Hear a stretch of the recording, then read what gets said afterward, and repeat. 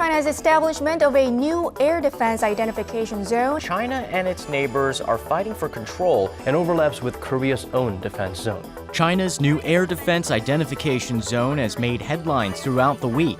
Could this be the start of an air war? Air defense identification zones are arbitrary lines that are drawn to defend a nation and define its airspace. The zones are not recognized by international law, but any breach of a zone without prior notification of the country in question could trigger a forceful response. The Chinese government recently declared it has redrawn its air defense identification zone. The new zone includes some areas under dispute in the East China Sea. The move has ignited a fresh row with the Korean government since China's new air zone includes Eodo and overlaps with Korea's air defense identification zone. It is regretful that the air defense zone declared by the Chinese government partly overlaps with our Korean air defense identification zone in the area west of Jeju Island. Meanwhile, the dispute over China's air zone has opened up another revelation that Japan's airspace not only includes Eodo, but also Manado off the coast of Jeju Island. The Korean government says that because Eodo is a submerged outcropping, not an island, this is not a territorial issue, but should be dealt with as an economic zone, which has become a prelude to a bigger escalation. Reporter Hwang Sung-hee covered the air defense identification zone, which is now at the center of a heated international dispute. Arirang News.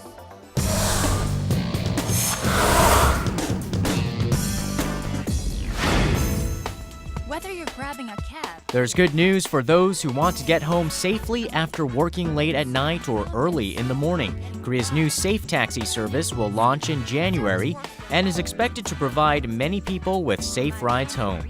Reporter Connie Lee got the latest on this new service. To use this service, just place your smartphone about 10 centimeters away. The safe taxi service uses near-field communication, which allows smartphone users to obtain information about the taxi they are in, including the location, and text it to family and friends. I think women especially will be interested in using it. As a taxi driver, I want my passengers to feel safe. Connie told us about the introduction of the safe taxi service and how people can get access to the new system. Connie Lee, Arirang News.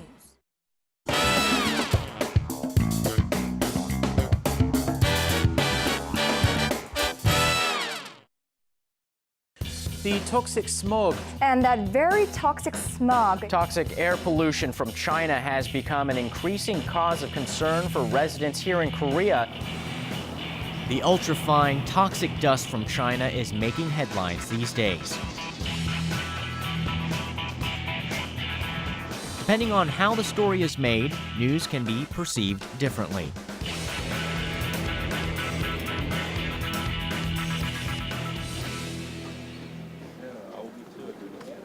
Reporter Song Ji-sun is always chasing a hot story.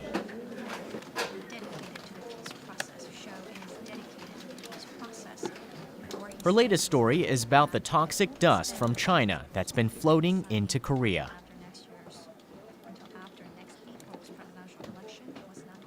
A lot of people tend to think about only as a physical matter of their coughing and all the dust coming through their throats, but it's actually a greater matter of concern and economic perspective. A lot of doctors came into our studio to talk about the physical damages and the diseases they can get from the dust, but actually I wanted to delve into how China is reacting to our pleas and our claims against Beijing. So this time I try to approach it from a different perspective of view. From the latest meeting of the UN Climate Change Conference and the latest releases of the Chinese governments on their policies on their climate and air pollution. The issue of toxic dust from China has been covered by various media outlets. Ji-sun's goal is to find the undiscovered core of the issue.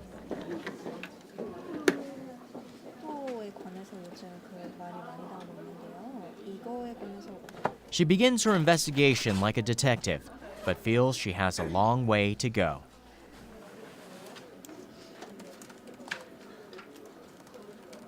In moments like these, she finds it is best to get help from a more experienced person. 미세 먼지랑 오염 같은 걸로 많이 하셨잖아요. 중국도 이렇게 경제 성장보다는 이제 오염을 좀 리듀스하는 방향으로 좀 추진을 하겠다 그래서 이게 우리나라에게도 대체 에너지나 이런 수출 기업들을 좀 더 장려하는데 이니셔티브가 될 수도 있겠다 이런 쪽으로. 그러니까 우리나라의 경제적인 러스나 이런 걸 조금 터치업을 해주면 어떨까 싶긴 한데. 대기 오염이 우리나라에 미치는. 그러니까 우리나라에 미치는 사회적인 영향이나 의학적으로는 지금 다 얘기가 됐잖아요, 사실은. 그러니까 예를 들면 공장을 돌리는데 문제가 된다거나 이런 게 혹시라도 있으면 지금 얘기하는 거에다 그걸 조금 더 터치업을 해주면 어떨까 싶기도 하고. Ji-sun has a better grasp on what to do. The threat of toxic dust from China is expected to continue unless the country does something about the problem. So she decides to focus on the solution by highlighting China's green energy policy. The story will take a new approach to the issue, but the process of gathering information isn't easy. We had very few information and data, obviously because Beijing did not have collected data for us to make use of. So I actually researched all the related conferences and research datas, especially the ones held in Korea as well, the World Energy Congress, and as well as the UN Climate Conference that was just closed last week. And I was very surprised that China is not only the biggest country in terms of population, but they're also consuming the most amount of coal in the world, and that amounts up to half of the world's coal supply. And obviously, as a result, they're emitting the most amount of carbon dioxide, which is the major greenhouse gas that are raising the temperature of the Earth ecosystem. And to that end, I try to emphasize that fact. They're consuming this amount of world's consumption, and they're contributing this much to total pollution in the world, because that was very surprising to myself.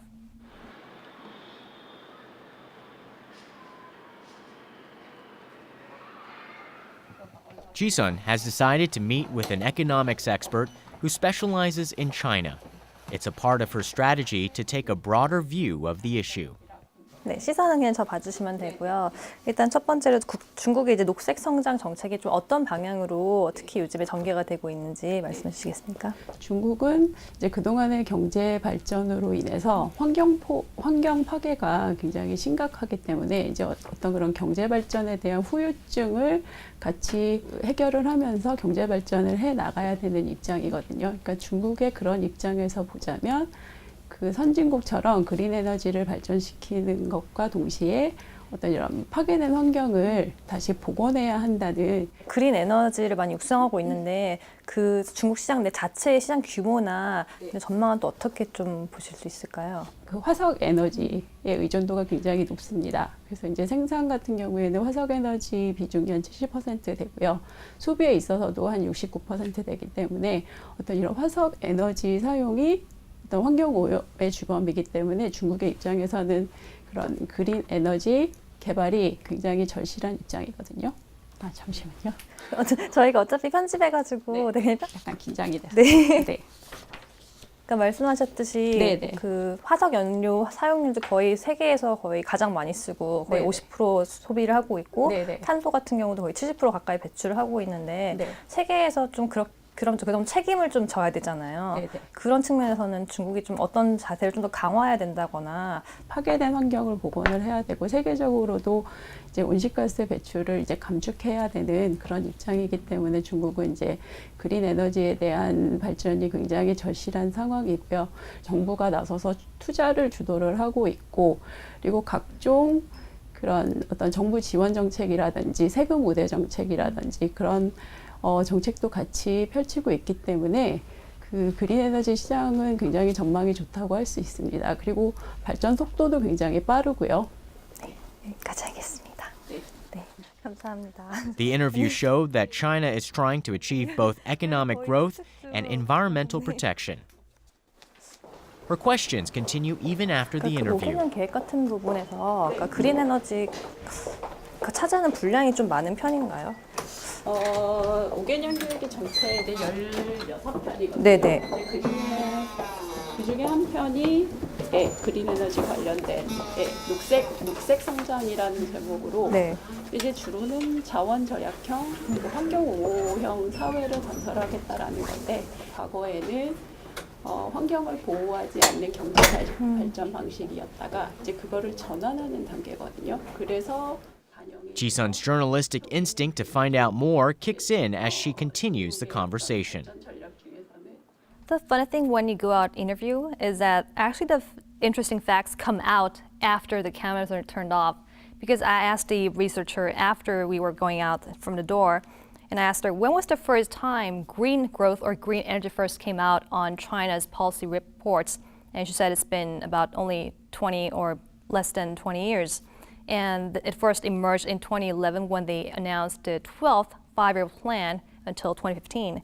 And that obviously means that China was not very much interested in raising awareness of the green growth nor protecting the environment because they were so much focused on generating more revenue and fostering more economic growth, and environment was not a matter of concern for the Chinese people there.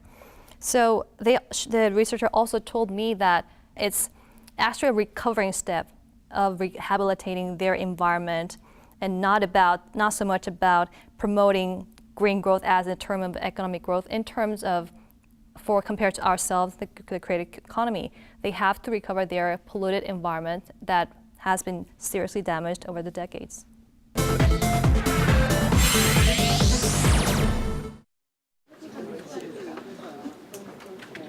The day of broadcast.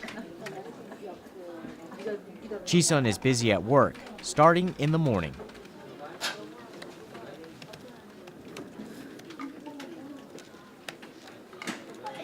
But in the middle of writing the story, Jenny, I have a question. If we want to categorize those energies like solar panels and all like wind and those kind of energies as a whole, do we go by reusable energy? Yeah. She asks her editor for advice. Renewable and not reusable. Renewable. All right, thank you. She's careful about choosing the right words, selecting from words that have a similar feel and ones that are slightly different. There's another thing Ji-sun shows her meticulousness on. 이거 가루하고 에너지 사이 한 칸만 뛸까요? 이 글씨를 조금만 키울까? 아니면 볼드로. 그 두 번째 것도 똑같이. 이 앞에 거 다시 볼게요. 네. 위로, 미국을 위로. 그리고 이유를 조금만 아래로. 두 번째 거 다시 볼게요.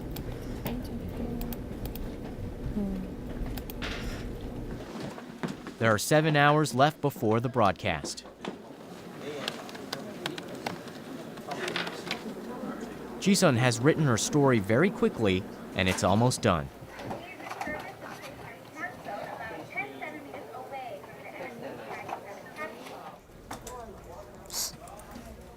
패키지는 저희가 아까 그냥 틀면 될 것 같고 중간에 한 번만 이렇게 끊어가면 어떨까 싶은데 여기다는 리드랑 아웃이랑 그냥 대충 붙여놓고 저희가 가서 네 팔렛에 맞게 잘 끊었어. 알겠습니다. 감사합니다. The broadcast is fast approaching. The only thing left for her to do is to put together the footage for her package.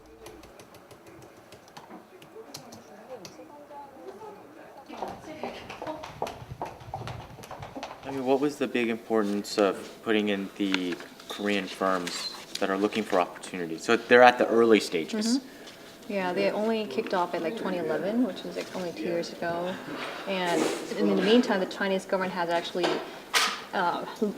upped the barrier. And none of the experts said anything about how there's a way to enforce some sort of global regulations or enforcement on the air pollution and how that how it endangers neighbors. I think they're also just beginning, and they still haven't decided or come up with a measure to actually force a country to limit it. And in the latest meeting of the UN Climate Change Conference, they also said, "Oh, we'll give you another deadline, which is 2015, and you'll come up with the guideline for 2020 then." So I think they're just actually postponing Right. all the time. Okay. All right. Well, very interesting. Let's go to Beijing.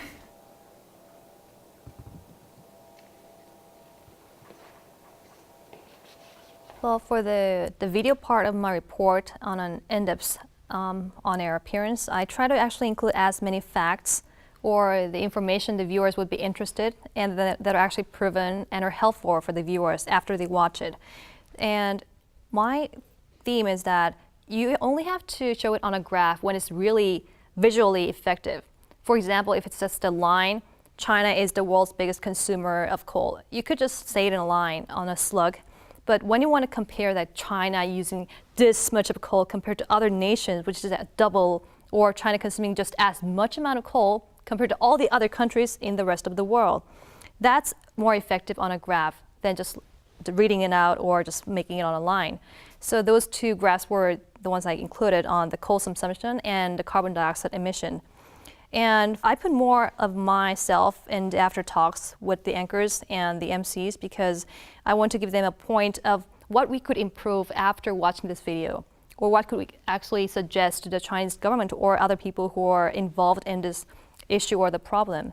So I think that's a role I want to play as a reporter, to give some issue of concern or some perspective, or actually seeking a new resolution for such problems. The pollution crisis in China and its damaging effects. Finally, the broadcast begins. With the level of pollutants on the rise, Ji-sun waits patiently for her turn. to curb green gas emissions. Arirang News' Sung Ji-sun joins us now in the studio. So, Ji-sun, any progress on China's attempts?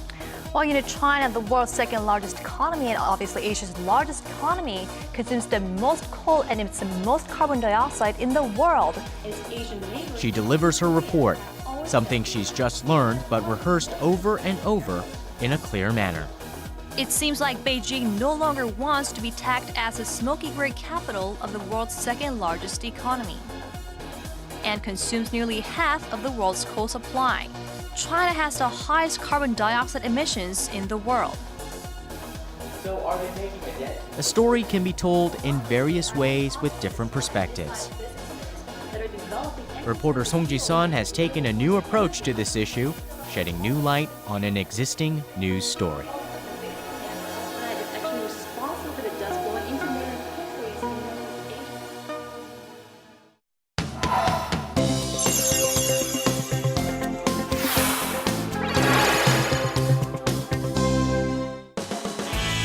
Japanese Prime Minister Shinzo Abe's controversial move to revise the country's constitution to permit collective self-defense.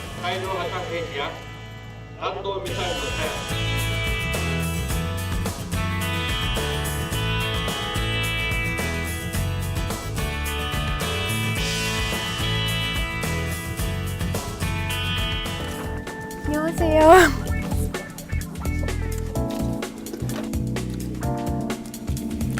So what is going on in this part of the globe? Well, I mean, it may be small, it may be big, depending on how we interpret this Japan's move at this moment. Just very basically, Japan tried to restore the given right before under the United Nations Charter. Also, the San Francisco Peace Treaty actually gave Japan to have quote-unquote collective self-defense. The U.S. has thrown its support for Japan's collective self-defense. Well, what's the reason behind it? I believe experts or scholars says that the speed of China's rising is too fast for the U.S. expectation. So, the United States needed to do something to respond to this rising China, very rapidly rising China. And then very luckily for them, Japan says, I will do the job for you. That is actually the situation at this moment. And then there's no reason for the United States to reject it or deny it, because that's only good for the United States, nothing to lose. I was just wondering, I suppose it was created right after World War II, and they were not to arm themselves up for taking responsibility over what they did during World War II. And this was actually agreed upon amongst different parties, right? Is it not true that they need to come together and come up with some kind of consensus? First of all, not many actors were actually involved with this, quote unquote, peace constitution of Japan. There was only the United States who actually implanted this constitution right after the Second World War, Pacific War. And then more specifically, it was written and implemented by the general himself, General Douglas MacArthur. Yes. And then it was accepted by Japan, but it's ironical that Japan will actually try to cherish this constitution, even though it was implemented or enforced by the United States. But later, Japan was trying to protect this with all means that they have, because that is the way that Japan, keep the security, not provoke the others as they made a mistake before. Right. They had all rights to use it, but they actually refrained themselves to claim this right so far. Now, Prime Minister Abe says, okay, it's time for Japan to reclaim this given right. But reclaiming this given right is, I think, truly a minor matter. It depends on, again, how we respond. How the others, neighboring countries respond to this. Exactly as you see that the United States is actually responding nothing because they welcome it. Right. China is responding very minimal, very minimal kind of rejection to this claiming of self-defense. Now Korea is responding very, very.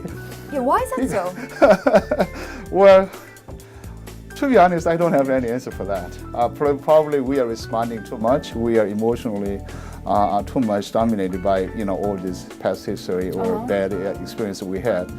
Or in some sense, I would say the Korean conservative political leaders are actually using this national emotion for their own political kind of agenda in Korea. So we have to accept that. It is truly a kind of bad idea to fully respond to this national emotion and then follow this national emotion and do something immediately to provoke or challenge this Japanese behavior. No, I don't think that is a good idea. Instead, we have to think about this issue very, very kind of rationally, and then a calm kind of wisdom that we have to bake to diplomatically solve this problem. Right. Well, it definitely seems like the hot spot right now is Northeast Asia, huh? Security in Northeast Asia and how to keep powers in control, in balance. All right, I think we need to go down right now, so I'll be seeing you downstairs. Okay. All right, thank you.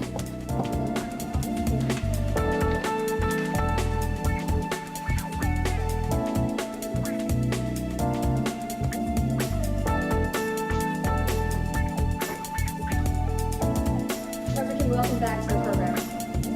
Now, first of all, before we get further into this discussion, Korea, it's like a middle power in between. Very wisely and smartly, diplomatically, Korea will actually announce the 3 principles to Japan, says that this is what we need to do and this is what we want. You go ahead and take your right, whatever you do, but don't provoke Korean people. I believe that is the message. I think it's a very diplomatic move, I would say.